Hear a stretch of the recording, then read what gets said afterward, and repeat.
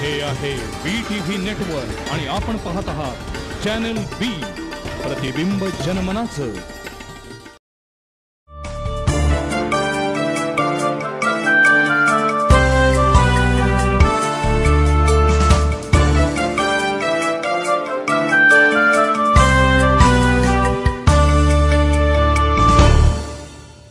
नमस्कार.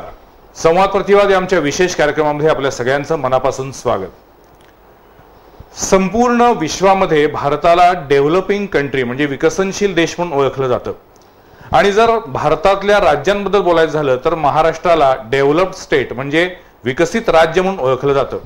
म्हणजे औद्योगिक क्षेत्रामध्ये असेल, शैक्षणिक क्षेत्रामध्ये असेल, महाराष्ट्र राज्य हे आघाडीवरती आहे असं नेहमीच राज्यकर्त्यांकडून सांगितलं जातं आणि काही अंशी खरंही आहे ते. पण तरी सुद्धा महाराष्ट्राची एकूणच आजवरची औद्योगिक प्रगती, इथून पुढे आपल्याला ज्या दिशेने जायचे त्या दिशेकडे जात येत असताना असलेले अडथळे याच्याबद्दल आज आपल्याला माहिती करून घ्यायची आहे, बोलायचे. महाराष्ट्राच्या संपूर्ण औद्योगिक विश्वामध्ये नेमके कोणकोणते प्रॉब्लेम्स आहेत, त्याच्यावरती सोल्युशन्स काय आहेत याच्याबद्दलही आज आपण जाणून घेणार आहोत. आणि त्यासाठी आज आमच्या स्टुडिओमध्ये आलेले आहेत Maharashtra chamber of commerce, industries आणि ॲग्रिकल्चरचे प्रेसिडेंट माननीय राम भोगले साहेब, त्यांचं स्वागत. तर व्हाईस प्रेसिडेंट शंतनू भडकमकर साहेब, त्यांचंही स्वागत.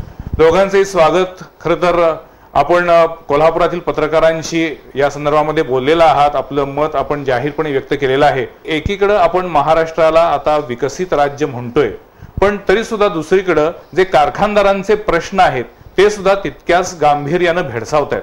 म्हणजे काही दिवसांपूर्वीच आम्ही वीज दरवाढ या विषयावरती याच स्टुडिओमध्ये चर्चा केली होती.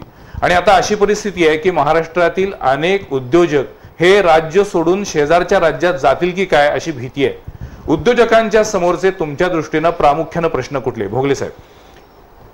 माझ्या दृष्टीने महाराष्ट्र हा प्रगत आहे या स्टेटमेंटमध्ये काहीही चुकीचं नाही. पण जी प्रगती महाराष्ट्राची झालेली आहे ती 40 वर्षापूर्वी, 50 वर्षापूर्वी सरकारने जे काही निर्णय घेतले, जी काही धोरणं आखली त्यातनंही निर्माण झालेली प्रगती आहे.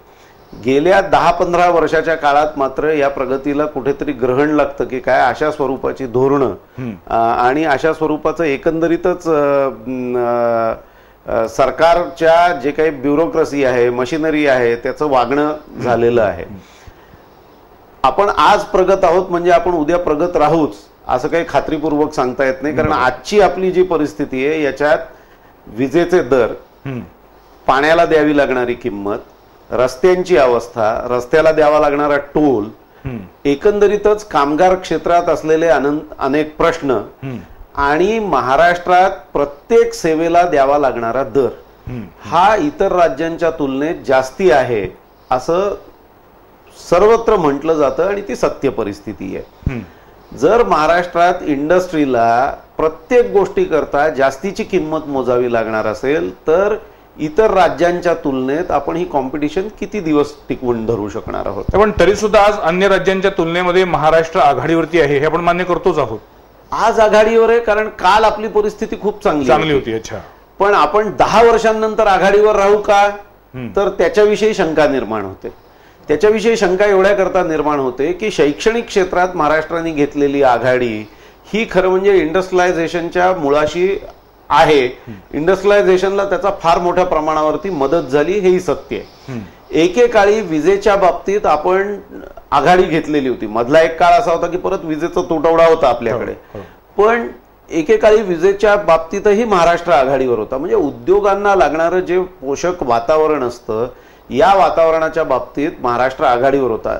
महाराष्ट्र डेव्हलपमेंट इंडस्ट्रीज डेव्हलपमेंट कॉर्पोरेशनच्या माध्यमातून जमीन पटकन उपलब्ध होत होती. रस्ते, पाणी, वीज याची सगळी व्यवस्था त्या इंडस्ट्रीयल पार्क्समध्ये असायची.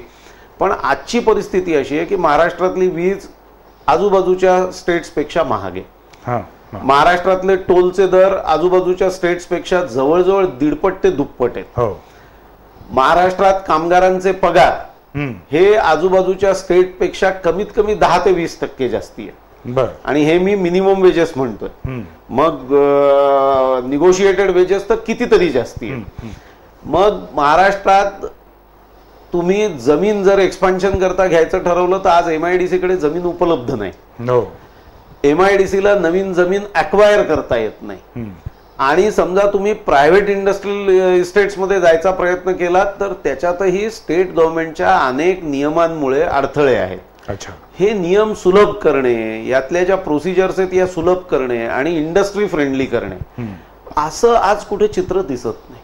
अच्छा. आणि जोपर्यंत हे चित्र बदलत नाही तोपर्यंत इंडस्ट्री, असं म्हटलं जातं की महाराष्ट्रातली इंडस्ट्री बाहेर चालली आहे. मी कालही म्हटलं आणि आज परत म्हणतो की सुरू असलेला कारखाना कोणी उचलून दुसरीकडे नेत नाही. बरोबर. कारण याच्यात एवढी मोठी गुंतवणूक झालेली असते की ही गुंतवणूक अशी उचलून सहजासहजी दुसरीकडे नेता येत नसते. पण नवीन जे काही करायचं असतं ते जर आपण महाराष्ट्रात केलं नाही, इतर राज्यात केलं तर ते जास्ती सक्षमपणे आपल्याला चालवता येईल. असा जर कारखानदारांचा समज आज असेल तर महाराष्ट्रात गुंतवणूक होण्याच्या दृष्टीने वातावरण पोषक राहिलेलं नाही असं म्हणावं लागेल. आणि आज जर गुंतवणूक झाली नाही तर 10 वर्षांनंतर महाराष्ट्र नवीन कारखानदारी, आज महाराष्ट्रातली जी काही परिस्थिती आहे याची सगळ्याची फळं ही गेल्या 2 दशकातली आहेत. आणि आता सध्याची जी काही सरकारी ध्येय धोरणं आहेत त्याचा फटका इथून पुढच्या 10 ते 20 वर्षामध्ये जाणवू शकेल असं तुमचं म्हणणं आहे. अगदी भडकमकर साहेब, आता एकीकडे आपण म्हणतोय की महाराष्ट्राच्या औद्योगिकरणाबद्दल, त्याच्या वेगाबद्दल बोललं जाते, आणि दुसरीकडे ज्या एन्व्हायरमेंटल संस्था आहेत त्यांचं असं म्हणणं आहे की अनेक औद्योगिकरणांच्या संस्थांमुळे पर्यावरणाला अत्यंत घातक अशा पद्धतीचे प्रयोग केले जात आहेत. याच्याशी तुम्ही सहमत आहात का? म्हणजे इंडस्ट्रियलायझेशन वाढतंय पण दुसरीकडे त्याच्या बरोबरीनं एन्व्हायरमेंट जे काय ते मात्र बिघडत चाललेलं आहे. कुठेही प्रगती आली की बदल येणार आणि त्याचा एन्व्हायरमेंटवर परिणाम होणार. आणि हा जगभर चर्चा आहे, या विषयावर जगभर चॅलेंजेस आहेत. त्यामुळे आपल्याला हा विषय ऍक्सेप्ट करायला पाहिजे. पण जगभर आता बॅलन्स्ड मॉडेल्स तयार यायला लागलेत. पर्यावरणाला तुम्हाला जर प्रोटेक्ट करायचं असेल तर त्याला बरेच अल्टरनेट मीन्स आहेत. आपण आता एक विषय घेऊ, आपण आता रस्त्यांबद्दल बोललो. आपले टोल बाजूच्या राज्यांपेक्षा जर दुप्पट असतील तर पंजाब सारख्याच्या चौपट आहेत आपले टोल. तरी पण रोडनी आपण गुड्स नेतोय. महाराष्ट्राची ताकद काय? आपल्या इकडे कोळसा कमी असं आपण धरतो, त्यामुळे ती आपली कोर स्ट्रेंथ नाही. पण आपल्याकडे समुद्राची किनारपट्टी आहे. त्या किनारपट्टीमुळे आपल्याला कोस्टल शिपिंग वाढवता येतं. आणि सगळ्यांना माहिती आहे की जे पोल्युशन किंवा पर्यावरणावर जो होणारा परिणाम आहे हा कोस्टल शिपिंगचा 10% आहे रोड सेगमेंटच्या. त्यांनी ब्लॉकेज येत नाही, तुम्हाला ट्रॅफिक जॅम्स होत नाही. आणि आपलं हे कॉम्पिटेटिव्ह स्ट्रेंथ आहे. आणि तुम्ही 100 वर्ष मागे जा, चिकार कोस्टल शिपिंग होतं, पण त्याच्याकडे आता आपण तेवढं लक्षच देत नाहीये. म्हणजे महाराष्ट्रातली अनेक जुनी बंदरं आता पूर्णपणे बंद अवस्थेत आहेत. हा एक वेगळा आणि अतिशय महत्वाचा मुद्दा तुम्ही मांडलाय. भोगले साहेब, पर्यावरणाच्या संदर्भात मी एक असं ऍड करू इच्छितो की आपलं जे डेव्हलपमेंटचं मॉडेल आहे हे आपण एक 200 वर्षापूर्वी युरोपमध्ये जे डेव्हलप झालेलं मॉडेल आहे ते कॉपी करतोय आपण. म्हणजे काय की इंडस्ट्री सगळी एकत्रित एका ठिकाणी आणायची. आणि मग एका ठिकाणी इंडस्ट्री आली की पर्यावरणाचे जे काही इश्यूज आहेत ते फार मोठ्या प्रमाणावरती तिथल्या आजूबाजूच्या एरियाला भोगावे लागतात. एफ्लुएंटचे असतील, नॉईज पोल्युशनचे असतील, एअर पोल्युशनचे असतील. पण मी गेल्या काही दशकात युरोपमध्ये असं बघतो की प्रत्येक खेड्याच्या बाजूला 1 किंवा 2 कारखाने असतात. तुम्ही परत 20 किलोमीटर पुढे जा, परत 1-2-3 कारखाने असतात. परत 20 किलोमीटर पुढे जा, परत 2-3 कारखाने असतात. त्यांच्याकडे हे शक्य होतं कारण प्रत्येक खेड्यात विजेची उपलब्धी, रस्त्याची उपलब्धी, हेल्थ सर्व्हिसेसची उपलब्धी, बेसिक इन्फ्रास्ट्रक्चर इतकं चांगलं आहे की कारखाने सगळे एकत्र करण्याची गरजच शिल्लक राहिलेली नाही. कारखाने हे जर असे डिस्पर्स केले तर त्याचा पर्यावरणावर होणारा घातक परिणाम तुम्हाला जाणवतही नाही. कारण तिथलं पर्यावरण तेवढ्या 2-3 कारखान्यांचं प्रदूषण सहजपणे सहन करू शकतं आणि त्याचा लोकांना त्रासही होत नाही. पण 100-200 कारखाने एकत्र आले की मात्र त्रासाला सुरुवात होते. म्हणजे आपल्याला डेव्हलपमेंट मॉडेल विषयी विचार करावा लागेल. पण मग आपण एकीकडे म्हणतोय की महाराष्ट्रामध्ये ज्या औद्योगिक वसाहती आहेत ज्याला आपण MIDCs म्हणतो त्याच्यामध्ये आता जागा शिल्लक नाहीये. आणि या MIDCs मध्ये जे कारखाने आलेले आहेत त्या कारखान्यांच्या मधून जे काही पोल्युशन होते, मग ते जलप्रदूषण असेल, हवा प्रदूषण असेल, ध्वनी प्रदूषण असेल, या सगळ्यावरती जर आपल्याला कंट्रोल आणायचा असेल तर MIDCनं पण काही त्याच्याबद्दल विचार केला पाहिजे आणि काही कडक पावलं उचलली पाहिजेत. हे आपण मान्य करतोय का सगळे? कडक पावलं म्हणजे त्याच्या संदर्भात माझं असं म्हणणं आहे की हा प्रश्न अशासाठी आहे की कोल्हापुरामध्ये टेक्स्टाईल इंडस्ट्री इचलकरंजीमध्ये खूप मोठ्या प्रमाणात आहे. आणि या टेक्स्टाईल इंडस्ट्रीमधनं जे काही वेस्ट वॉटर बाहेर पडतं ते पंचगंगा नदीमध्ये थेट मिसळलं जातं. आणि म्हणून याबद्दलचे वारंवार आंदोलनं होतात. पण तरी सुद्धा नदी प्रदूषण काही थांबत नाही आणि वेस्ट वॉटर मॅनेजमेंट किंवा आपले जे तुमचे CETP प्लांट्स जे असतात ते प्लांट तेवढ्या ताकदीनं तिथं कार्यान्वित होत नाहीत, म्हणून हा प्रश्न पुन्हा चर्चेला येतो. मी याबाबत आपल्याला एक माहिती देऊ इच्छितो की माझी जोपर्यंत माहिती आहे तोपर्यंत की इचलकरंजीमध्ये आता क्लस्टर स्कीम खाली, सेंट्रल गव्हर्नमेंटच्या क्लस्टर स्कीम खाली CETP प्लांटमध्ये जवळजवळ 60-70 कोटी रुपयाची इन्व्हेस्टमेंट झाली, पण ती अलीकडच्या काळात झाली. अलीकडच्या काळात झाली. म्हणजे गव्हर्नमेंटनी जर प्रॉपर इनिशिएटिव्ह घेतले, जर योग्य दिशेने सबसिडीज किंवा अनुदानं द्यायला सुरुवात केली तर इंडस्ट्री पुढे येऊन त्याचा योग्य असा उपयोग करून जे गरजेचं आहे ते इन्फ्रास्ट्रक्चर उभं करतं. त्यामुळे सरकारी पॉलिसी ही इंडस्ट्रीयल डेव्हलपमेंट असो किंवा एकंदरीतच डेव्हलपमेंट असो याच्याकरता फार विचारपूर्वक ठरवावी लागेल. अगदी आपण अनुदानं देत असताना जर चुकीच्या दिशेने अनुदानं दिली तर त्याचा चुकीचा परिणाम आपल्याला भोगावा लागतो, पण ती अनुदानं योग्य दिशेने असतील तर माझी खात्री आहे की योग्य असं इन्फ्रास्ट्रक्चर निर्माण होतं. अतिशय चांगला मुद्दा म्हणाला, योग्य अनुदान. मी त्या प्रश्नाकडे नंतर येणार आहे, कारण तो जो तुमचा मुद्दा आहे तुम्हाला विस्तृतरित्या समजून घ्यायचा आहे. त्यापूर्वी सध्याच्या एकूण महाराष्ट्राच्या औद्योगिक विश्वामध्ये मंदीचं वातावरण आहे की चांदीचं वातावरण आहे?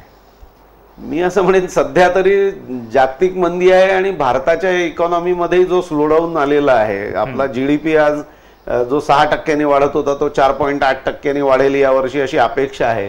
त्यामुळे ही मंदी सर्वत्र आहे. ही काही केवळ भारतापुरती मर्यादित आहे असं आपल्याला म्हणण्याचं कारण नाहीये, ही सर्वत्र आहे.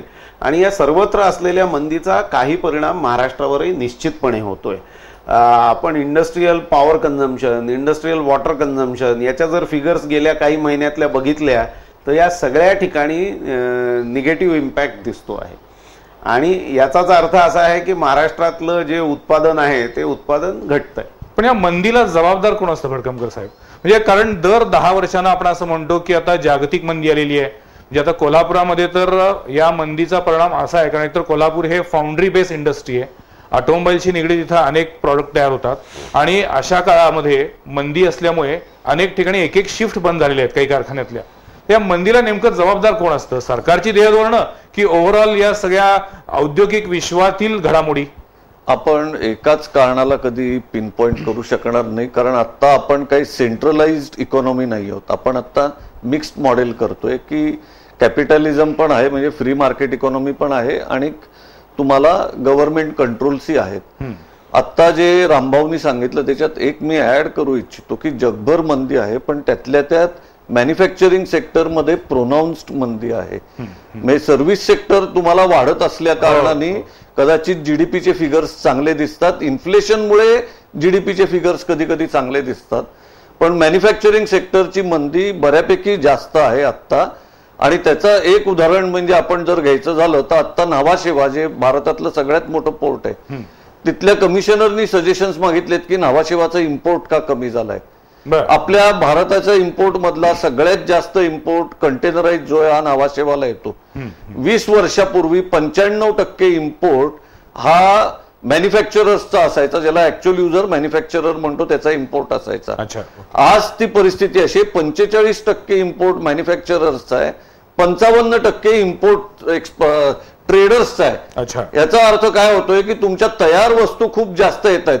तुमच्या तयार वस्तू, फर्निचर, चॉकलेट, गोळ्या आणि असे तत्सम गोष्टी जर डायरेक्ट इम्पोर्ट व्हायला लागल्या तर तुमचं इथे मॅन्युफॅक्चरिंग सफर होणार आहे.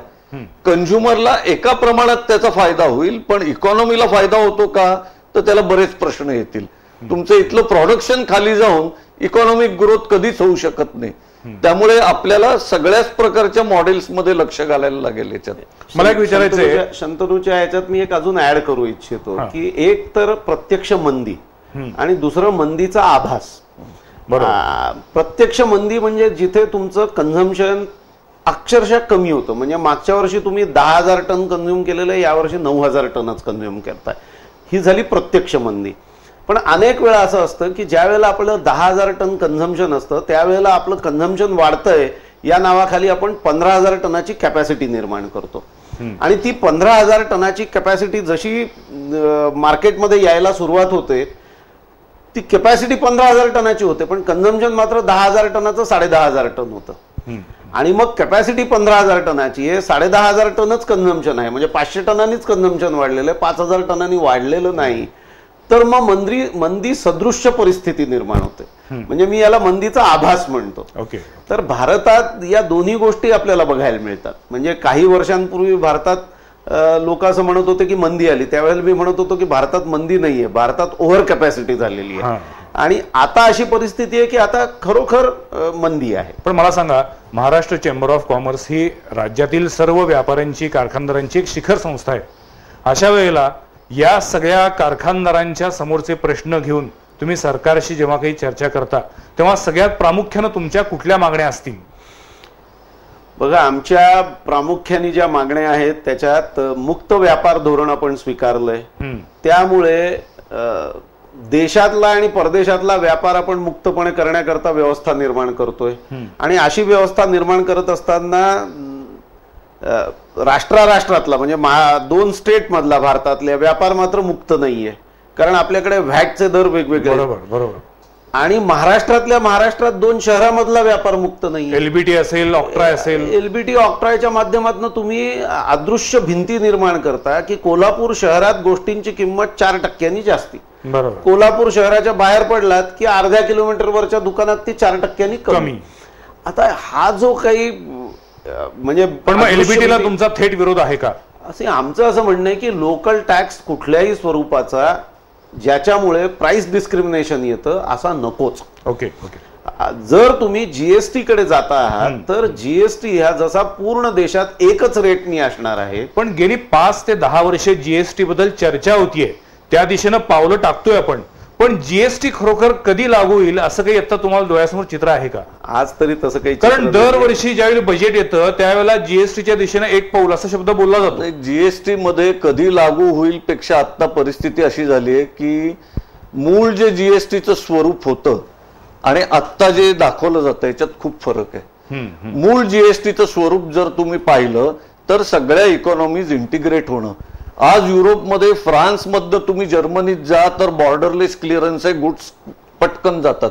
पण ठाण्यामध्ये तयार होणारे गुड्स मुंबईत यायला मोठ्या अडचणी आहेत, ऑक्ट्राचे बॅरियर आहेत. तिकडे जे 2 देशामध्ये बॅरियर्स नाहीत ते आपलं 2 लागलेल्या शहरांमध्ये बॅरियर्स आहेत. ईज ऑफ डुईंग बिझनेस हा जोवर येत नाही तोवर इकॉनॉमी फास्ट ग्रोथ मोडमध्ये जाऊ शकत नाही. आणि विजेच्या बाबतीत आता आपली परिस्थिती काय आहे? विजेच्या टॅक्सेशन हा एक विषय आहेच, त्याच्याबरोबर सगळ्यात महत्त्वाचा विषय म्हणजे आता विजेचं भार नियमन हे आपल्या ग्रामीण भागाला नवीन नाहीये, पण औद्योगिक क्षेत्राला तरी वीज पुरेशी आहे का? औद्योगिक क्षेत्राला वीज पुरेशी मिळते, 24 तास मिळते, 7ही दिवस मिळायला लागलेली आहे. पण तिची जी किंमत मोजावी लागते ती मात्र आता परवडेनाशी झालेली आहे. म्हणजे सुरुवातीला माणूस जेव्हा विजेकरता अतिशय डेस्परेट होता त्यावेळेला कारखानदारांची परिस्थिती होती की बाबा काही किंमत घ्या पण वीज तरी द्या. बरोबर. आता वीज जेव्हा मिळायला लागली आहे तेव्हा कारखानदारांच्या असं लक्षात आलंय की या किमतीला वीज घेऊन नाही परवडणार आपल्याला. आणि शेजारच्या राज्यांची तुलना केल्यानंतर तर मग डोळे पांढरवायची वेळ येते. शेजारच्या राज्यात जर आपल्यापेक्षा ₹1 ते ₹2.5 वीज स्वस्त असेल तर अनेक अशी इंडस्ट्रीज आहेत की ज्यांना वीज हा त्यांच्या उत्पादन खर्चाचा एक मोठा भाग असतो. अशा इंडस्ट्रीजना महाराष्ट्रात राहून छत्तीसगड मधल्या किंवा कर्नाटक मधल्या किंवा गुजरात मधल्या इंडस्ट्रीशी कॉम्पिट नाही करता येणार, कारण त्यांचा दरच प्रत्येक किलो मागे, प्रत्येक टना मागे त्यांचा दरच इतका जास्ती असेल आणि टॅक्सेसही महाराष्ट्रात जास्ती आहेत. म्हणजे दोन्ही दृष्टीने जर तुम्हाला फटका बसणार असेल तर तुम्ही बाजूच्या राज्यातले याच्याशी कॉम्पिट कसं करणार, हा फार मोठा प्रश्न आहे. आणि हा प्रश्न महाराष्ट्रातल्या इंडस्ट्रीला सतावतोय आणि हेच प्रश्न घेऊन आम्ही सरकारकडे वारंवार जातोय. महाराष्ट्राचं औद्योगिक क्षेत्र नेमकं कुठल्या दिशेनं निघालेलं आहे आणि त्याच्या समोरच्या महत्वाच्या प्रश्नांच्या बद्दलच्या आपण काही गोष्टी जाणून घेणार आहोत. पण त्यापूर्वी एक छोटासा ब्रेक. पाहत राहा संवाद प्रतिवाद.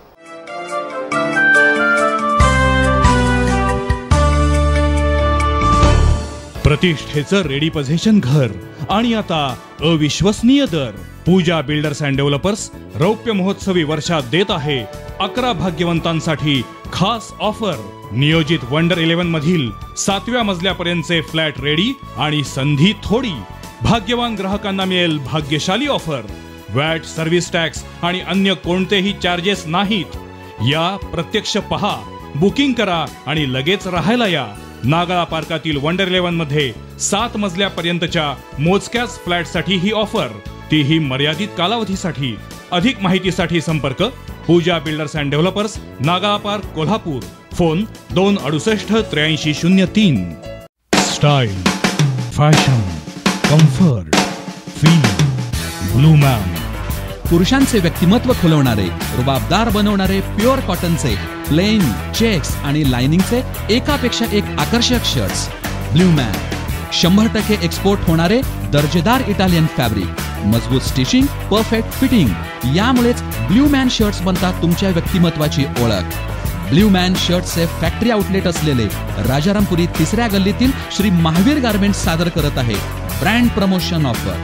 1 शर्ट खरेदीवर 1 शर्ट फ्री मिळवा, 2 शर्ट खरेदीवर 3 शर्ट फ्री मिळवा आणि 3 शर्ट खरेदीवर तब्बल 5 शर्ट मिळतील फ्री।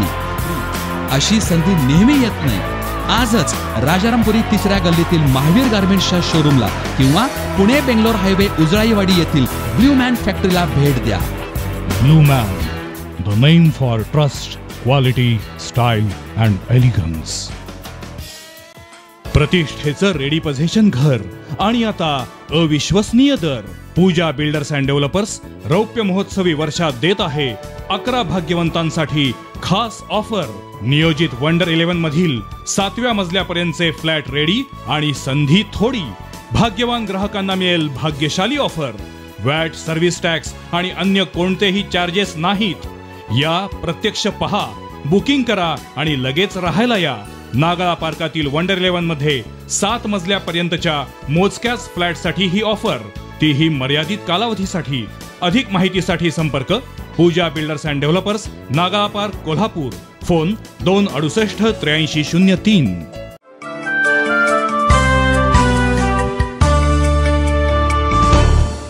ब्रेक नंतर पुन्हा एकदा आपल्या सगळ्यांचं स्वागत। संवाद प्रतिवाद मध्ये आज आपण बोलत आहोत महाराष्ट्रातील औद्योगिक क्षेत्र कोणत्या दिशेने निघाले आणि या औद्योगिक क्षेत्रासमोरच्या प्रमुख अडचणी काय। मग अशी भोगले साहेब तुम्ही अतिशय चांगला मुद्दा, त्या मुद्द्याकडे निघालो होतो आपण, मी थांबवलं होतं त्यावेळेला, ते म्हणजे योग्य अनुदान। खरं तर कुठलंही अनुदान किंवा पॅकेज हे त्या सेक्टरला, त्या क्षेत्राला आधार देण्यासाठी असतं, पण कालांतरानंतर असं होतं की ते अनुदान किंवा पॅकेज यामुळे ते सेक्टर एक प्रकारे दुर्बल किंवा एक प्रकारे अपंग, अधू बनतं। योग्य अनुदान म्हणजे तुमची संकल्पना काय? म्हणजे आज आपण बघतोय की शेतीसाठी पॅकेज, इंडस्ट्रीसाठी पॅकेज, हे पॅकेज देऊन त्याच्यातून खरोखर आपल्याला नेमकं काय मिळतं का आपण त्या इंडस्ट्रीला एक प्रकारे अधू बनवतो? अनुदान जर योग्य दिशेने दिलेलं नसेल ना तर ते निश्चितपणे ज्याला अनुदान मिळतं त्याला अधू, अपंग बनवण्याकरता कारणीभूत ठरतं। सातत्याने अनुदान मिळत राहणं हे तर निश्चितपणे अपंग बनवण्यासारखं आहे। त्यामुळे अनुदानाची दिशा आणि अनुदानाचं धोरण हे सबलीकरणाकरता असावं, आधार देण्याकरता नसावं। सबलीकरण करायचं म्हणजे काय की त्याची क्षमता वाढली पाहिजे आणि ती अशा पद्धतीने वाढली पाहिजे की त्याला अनुदानाची गरज शिल्लक नाही राहिली पाहिजे। पॉवर टॅरिफ हाईक हा जेव्हा आपल्याकडे प्रश्न येतो आणि एकंदरीतच विजेच्या क्षेत्रात आपल्याकडे स्पर्धा का येऊ शकत नाही, प्रायव्हेट सेक्टर का मोठ्या प्रमाणावर येऊ शकत नाही, याचा जर विचार केला तर असं दिसतं की इंडस्ट्रीला पॉवर टॅरिफ वाढवून ॲग्रिकल्चरला जी सबसिडी दिली जाते, ज्याला क्रॉस सबसिडी म्हणतात, या क्रॉस सबसिडीमुळे अनेक निर्णय योग्य असले तरी सरकार घेऊ शकत नाही। कारण की असे निर्णय घेतले तर ही सबसिडी कोण देणार असा प्रश्न निर्माण होतो आणि सरकारने ही सगळी सबसिडी द्यायची ठरवली तर सरकारला हे 10-11 हजार कोटीचं अनुदान देण्याची सरकारची क्षमता नाहीये। म्हणजे सरकारने जर हे द्यायचं ठरवलं तर इतर अनेक गोष्टींना फाटा द्यावा लागेल आणि इतर अनेक क्षेत्रात आपल्याला अधोगती स्वीकारावी लागेल।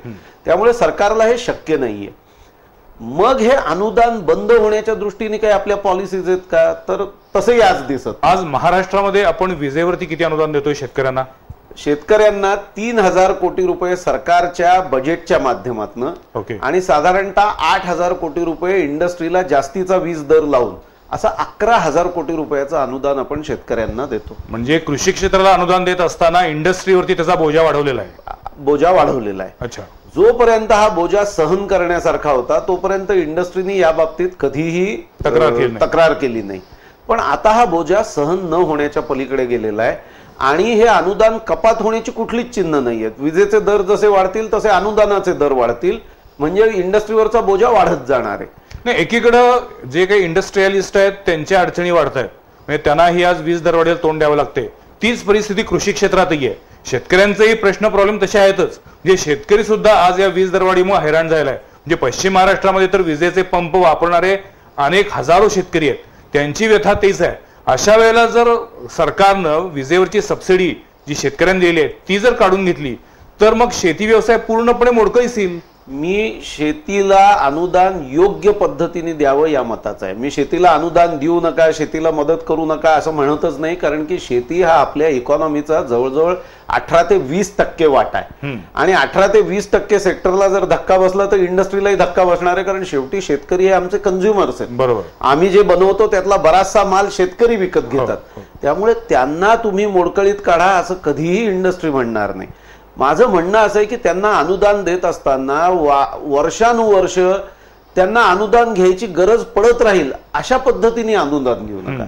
त्यांना अनुदान अशा पद्धतीने द्या की ते इतके सक्षम होतील की त्यांना अनुदानाची गरज राहणार. अच्छा, ओके. आणि म्हणून मी असं म्हणतो की शेतकऱ्याला ग्रीडच्या माध्यमातून पॉवर आपण सप्लाय करतो. आपण असं म्हणतो की शेतकऱ्याला आम्ही विजेवर अनुदान देतोय, पण शेतकरी केवळ विजेच्या अनुदानाच्या रकमेमुळे किंवा त्याला विजेचा द्यावा लागणारी जो काही खर्च आहे त्याच्यामुळे त्रस्त नाहीये, तर वीज उपलब्धच नसते याच्यामुळे तो जास्ती त्रस्त आहे. बरोबर.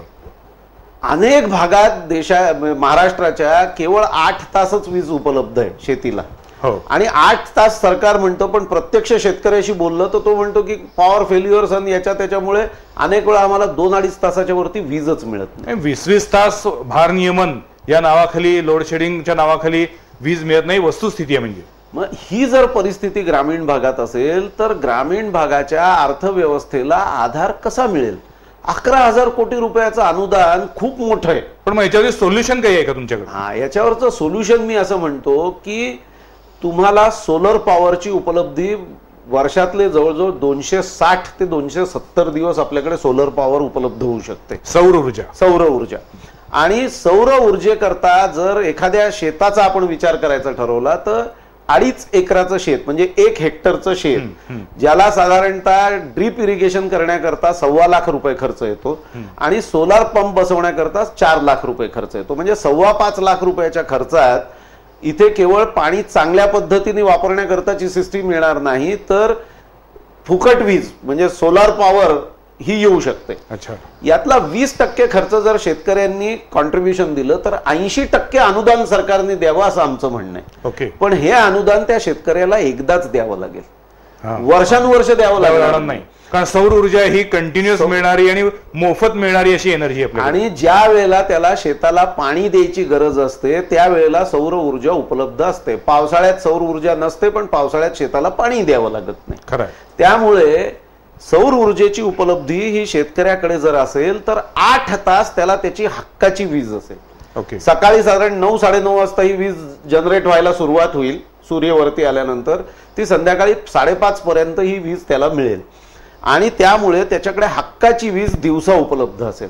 आज सरकार जी वीज पुरवतं ना ती कधी एका आठवड्यात सकाळी 6 ते 2, दुसऱ्या आठवड्यात 2 ते 10 आणि तिसऱ्या आठवड्यात रात्री 10 ते सकाळी 6 उपलब्ध असते.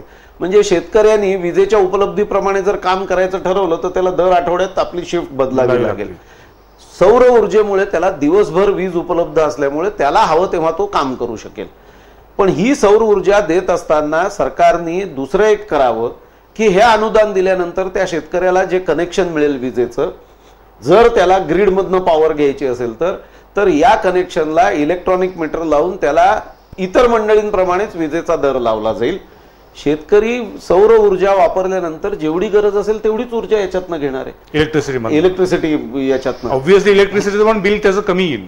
इलेक्ट्रिसिटीचं बिल कमी होईल. इलेक्ट्रिसिटी बोर्डाला तो योग्य दर देईल, म्हणजे क्रॉस सबसिडीची गरज राहणार नाही. आणि या पद्धतीने स्कीम राबवली. दरवर्षी जर 6,000 कोटी रुपये सरकारने प्रोव्हाइड केले तर पहिल्या वर्षी नंतर सबसिडीतला जो रिडक्शन होईल, कारण 6,000 कोटीमध्ये जवळजवळ 1.5 लाख पंप कन्व्हर्ट होतील आणि 1.5 लाख पंप हे 35 लाख ऍग्रिकल्चर पंप्सच्या 4.25% राज्यामध्ये साधारणपणे 35 लाख शेती पंपांचा वापर होतो.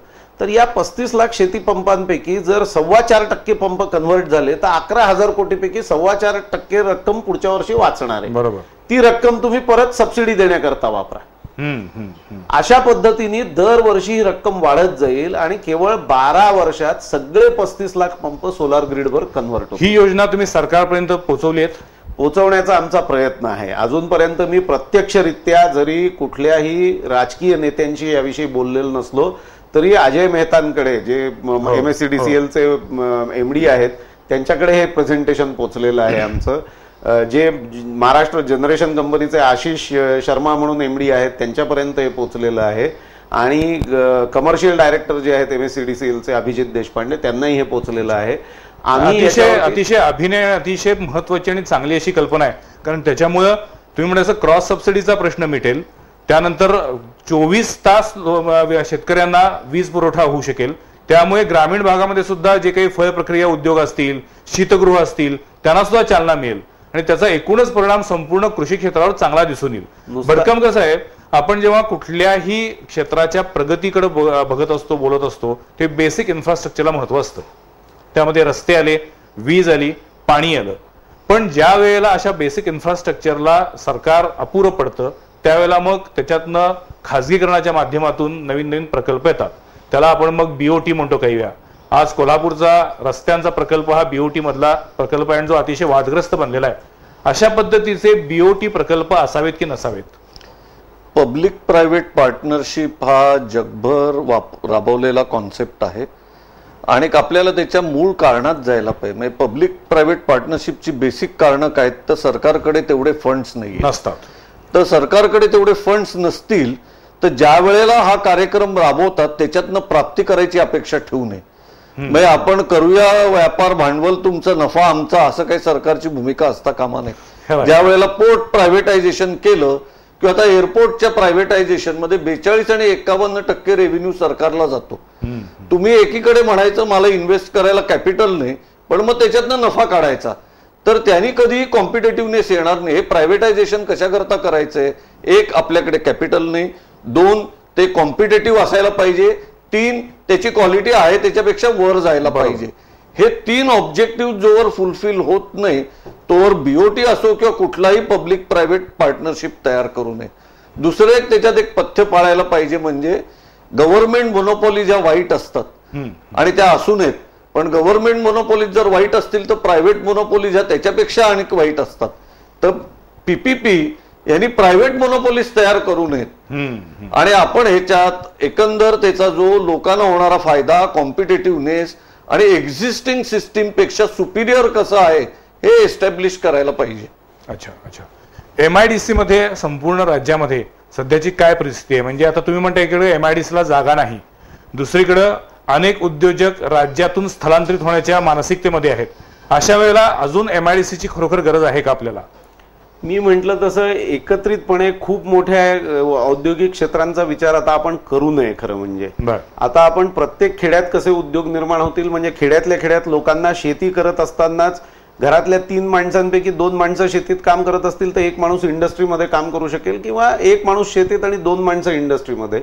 म्हणजे खेड्यातनं त्याला शहरात रोजगाराकरता येण्याची गरज शिल्लक राहणार नाही. या पद्धतीचा विचार आपण करायला पाहिजे. आणि इंडस्ट्रीयल इस्टेट्स डेव्हलप करत असताना मगरपट्टा शहर हे एक प्रायव्हेट इनिशिएटिव्ह होता आणि त्यातनं ज्या स्टेक होल्डर्सना ज्या पद्धतीने त्यांनी सामावून घेतलं, कोणालाही बेघर केलं नाही, कोणालाही मालकाचं नोकर केलं नाही, अनेक नोकरांचे मालक केले त्यांनी. तर हा जो हे जे मॉडेल आहे हे आपण स्वीकारलं पाहिजे, पब्लिक डोमेनमध्ये हे स्वीकारलं पाहिजे आणि हे मोठ्या प्रमाणावर राबवलं गेलं पाहिजे. या पद्धतीने आपण जर विकासाचं मॉडेल डेव्हलप केलं तर आपल्याला MIDC ची गरज असेल, पण ती प्रत्येक खेड्यात छोट्या छोट्या 10 एकराच्या 20 एकराच्या MIDC डेव्हलप करण्याकरता असेल. कारण शेवटी त्यांच्याकडे जे एक्सपर्टाईज आहे आणि त्यांच्याकडे जे कॅपिटल आहे ते MIDC ची गरज नाही म्हणून वाया घालवण्यात काही अर्थ नाहीये. आणि आज MIDC क्षेत्र जर आपण बघितली तर दुर्दैवाने असं म्हणावं लागतं की तिथल्या बेसिक इन्फ्रास्ट्रक्चर जे 20 वर्षापूर्वी भारतातलं सर्वोत्कृष्ट इन्फ्रास्ट्रक्चर होतं ते आता मात्र सर्वोत्कृष्ट आहे असं म्हणता येत नाही. कारण रस्त्यांची अवस्था बघितली MIDCतल्या, तर ती दयनीय झालेली आहे. स्ट्रीट लाईट्सची अवस्था बघितली तर दयनीय आहे. तिथे ज्या बेसिक सर्व्हिसेस लागतात, म्हणजे इंडस्ट्री आली तर कामगार येतात, कामगार आले तर त्यांना राहायची घरं लागतात, कामगार आले तर त्यांच्या खायच्या प्यायची व्यवस्था करावी लागते. आज MIDC मध्ये तुम्ही हिंडलात तर प्रत्येक कोपऱ्यावरती म्हणजे टपऱ्यांचं राज्य निर्माण झालेलं आहे. प्रत्येक MIDCच्या रस्त्यावरती छोटी छोटी ट्रान्सपोर्ट व्हेकल्स कुठेही आणि कशी उभी असतात. मला त्या मुद्द्याकडे यायचं होतं की औद्योगिकरणातून निर्माण होणारे जे काही प्रश्न आहेत, म्हणजे तुम्ही एकीकडे म्हणताय की औद्योगिकरण हे एका विशिष्ट टापूपुरतं मर्यादित न राहता जर ते ग्रामीण भागापर्यंत पोहोचलं तर शहरीकरणावरचा ताण कमी होईल, ही गोष्ट खरी आहे. पण त्याची दुसरी बाजू अशी आहे की ग्रामीण भागामध्ये असे औद्योगिक प्रकल्प गेल्यानंतर तिथल्या भागावरती जो काही एक विपरीत परिणाम होणार असतो, मग तो गुंडगिरीचा असेल, मग तो तिथल्या प्रदूषणाचा असेल. म्हणजे आता कोल्हापूर जिल्ह्यातला AVH सारखा प्रकल्प असेल किंवा कुडनकुलम सारखा अणुऊर्जा प्रकल्प असेल, स्थानिक लोकांचा त्याला होत असलेला विरोध हा जर लक्षात घेतला तर अशा वेळेला तुमची शिखर संस्था त्याच्यामध्ये काही हस्तक्षेप करते का, किंवा त्याच्याबद्दल काही योग्य ध्येय धोरणं आखावीत यासाठी प्रयत्न होतात का? आमचा प्रयत्न सरकार बरोबर या ध्येय धोरणांच्या संदर्भात सातत्याने असतो. पण हे जे एक परसेप्शन आहे की इंडस्ट्री आली की हे सगळे प्रॉब्लेम येतात, तुम्ही लक्षात घ्या की इंडस्ट्री एकत्रित आली तर हे सगळे प्रॉब्लेम्स आहेत. गुंडगिरीचा प्रॉब्लेम असेल, राहायच्या घरांचा प्रॉब्लेम असेल, प्रदूषणाचा प्रॉब्लेम असेल, हे सगळे प्रॉब्लेम आपण इंडस्ट्रीशी निगडीत करतो. कारण 100, 200, 500 युनिट्स एकत्र आल्यामुळे ते असतं. 2-3 युनिट्स जर असतील तर न गुंडगिरी असेल, न राहायच्या घरांचा प्रश्न निर्माण होईल, न प्रदूषणाचा प्रश्न निर्माण होईल. म्हणजे इंडस्ट्री आली की हे सगळं येणारच नाही, असं काही गणित नाहीये, पण गणिताची शक्यता असते. नाही, ही जी शक्यता आहे ही ती एकत्रित असल्यामुळे शक्यता निर्माण होते. तुम्ही मला सांगा की एक 20 किलोमीटरवरती 50 कामगारांचं एक युनिट आहे, तिथे जाऊन गुंडगिरी करण्याचा प्रयत्न कोण करेल? जिथे 5000 कामगार एकत्र आहेत ना, तिथे गुंडांना त्यांचा अपॉर्च्युनिटी दिसते, तिथे त्यांना ते एक मार्केट दिसतं की इथे मी गुंडगिरी केली तर हे सगळ्या मंडळींना एकत्र घेतलं तर मी युनियन करू शकेन, मी इतर गोष्टींना वेठीला धरू शकेन. 50 कामगार असतील तिथे नाही जात लोक. त्यामुळे हे डिस्पर्सल हे अतिशय गरजेचं आहे. आणि चेंबर म्हणून आम्ही हे प्रयत्न करतोय की सरकारने या नवीन धोरणांचा स्वीकार करावा. पण डिस्पर्सल करत असताना तुम्हाला इन्फ्रास्ट्रक्चर तिथपर्यंत पोहोचवावं लागेल. ते न पोहोचवता इंडस्ट्री तिथे नेली तर मग इंडस्ट्रीला प्रॉब्लेम निर्माण होतात. आज महाराष्ट्र संपूर्ण देशामध्ये इंडस्ट्रियलायझेशनच्या दृष्टीनं नंबर 1 वरती आहे. मी असं म्हणेन की टोटली इन्व्हेस्टमेंट आजपर्यंत जी महाराष्ट्रात झालेली आहे त्या दृष्टीने जर महाराष्ट्राकडे बघितलं तर हो, महाराष्ट्र अजूनही नंबर 1 वर आहे. कारण आता आपली तुलना शेजारच्या गुजरात राज्याशी होते आणि गुजरात राज्याकडे अनेक उद्योजक जे आहेत ते आकृष्ट होत आहेत आणि तिकडे स्थलांतरित होत आहेत असं बोललं जाते. म्हणून त्या पार्श्वभूमीवर हा प्रश्न विचारला. त्याचं कारण असं आहे की गुजरातमध्ये भ्रष्टाचार नाहीच आहे असं काही कोणी छातीवर हात ठेवून, जिथे माणूस आहे तिथे भ्रष्टाचार आहेच. त्यामुळे पण तिथे निर्णय प्रक्रिया ही अतिशय गतीने राबवली जाते आणि ती निर्णय प्रक्रिया योग्य दिशेने राबवली जाते. म्हणजे गतीने राबवली जाते, योग्य दिशेने राबवली जाते. महाराष्ट्राविषयी ती गतीने राबवली जाते आणि योग्य दिशेने राबवली जाते. या दोन्ही गोष्टींच्या संदर्भात आज अनेकांच्या मनात प्रश्न आणि त्यामुळे महाराष्ट्राच्या औद्योगिक प्रगतीला कुठेतरी हळूहळू आता खीळ बसायला लागलेली आहे. माझा हा वेळ संपत चाललाय. दोघांकडून फक्त एवढंच जाणून घ्यायचंय की महाराष्ट्राच्या औद्योगिक प्रगतीला जी काही थोडीफार खीळ बसत चाललेली आहे याच्यामध्ये जर आपल्याला वेग आणायचा असेल आणि त्याला जर एक मगाशी यांनी सांगितलं असं की योग्य दिशा जर द्यायची असेल तर आपण काय केलं पाहिजे, म्हणजे त्याला असं काही गणित जरी नसतं ते प्रामुख्यानं आपल्यामध्ये कोणकोणत्या गोष्टींची सुधारणा केली पाहिजे. तुम्ही भडकमकर साहेब तुम्ही काय सांगाल आणि भोगले साहेब तुम्ही काय सांगाल? एकच गोष्ट जर सांगायची असतील, म्हणजे यादी मोठी आहे पण एकच सांगायची असेल, माझ्या मते इन्फ्रास्ट्रक्चरमध्ये आपण 10 वर्ष पुढे पाहिजे. इन्फ्रास्ट्रक्चरचे जे नियम आहेत की इन्फ्रास्ट्रक्चर ॲट पीक लेवल 60 ते 65% वापरलं गेलं पाहिजे. इन्फ्रास्ट्रक्चरचं 100, 120, 150% वापर हा खराब असतो, चांगला नसतो. तर महाराष्ट्रात उत्कृष्ट आणि ॲडेक्वेट इन्फ्रास्ट्रक्चर आणायला पाहिजे. भोगले साहेब, मी असं म्हणेन की जी मानसिकता आपली झालेली आहे झालेल्या प्रगतीमुळे की आम्ही प्रगत आहोत, आम्ही इतरांपेक्षा चांगले आहोत आणि आमच्याकडे सगळं चांगलं असल्यामुळेच इंडस्ट्री आलेली आहे, तर मला स्वतःला वाटतं की या मानसिकतेतनं आपण बाहेर पडायला पाहिजे. आपण आजूबाजूला काय घडतंय याचा विचार करायला शिकलं पाहिजे. मोकळ्या मनाने तिथे जे काही चांगलं आहे ते आपण त्याला कबूल करायला पाहिजे, त्याला दाद दिली पाहिजे आणि ते आपल्याकडे कसं आणता येईल याचा विचार व्हायला पाहिजे. इंडस्ट्रीच्या साईडनी व्हायला पाहिजे आणि सरकारच्याही साईडनी व्हायला पाहिजे. म्हणजे याच्यात समन्वयाने आपण जर काम केलं आणि जे उत्कृष्ट आहे ते आणण्याचा आपल्याकडे प्रयत्न केला आणि आपण म्हणजे उघड्या डोळ्यांनी आणि उघड्या मनाने मोकळ्या मनाने जर हे स्वीकारलं तर मला असं वाटतं की महाराष्ट्राची प्रगती चांगल्या पद्धतीने होत राहील. अतिशय चांगले मुद्दे या चर्चेतून आलेले आहेत. जर आपण खरोखर अवतीभोवती जे काही चांगलं चालू आहे हे मोकळ्या मनानं स्वीकारलं आणि त्यातले बदल आत्मसात घेतले, जे चांगले बदल आहेत ते, तर निश्चितच महाराष्ट्राची प्रगती आणखीन वेगानं होऊ शकेल. आपल्याकडचं इन्फ्रास्ट्रक्चर असेल, आपल्याकडचं टॅक्सेशन असेल किंवा आपल्याकडचे असलेले जे काही प्रश्न असतील याच्याबद्दल आज या सगळ्या मान्यवरांनी मनमोकळेपणानं बातचीत केली, याबद्दल मी त्यांचे आभार मानतो. पुढच्या सोमवारी पाहायला विसरू नका आणखीन एका विषयावरील चर्चा संवाद प्रतिवादमध्ये.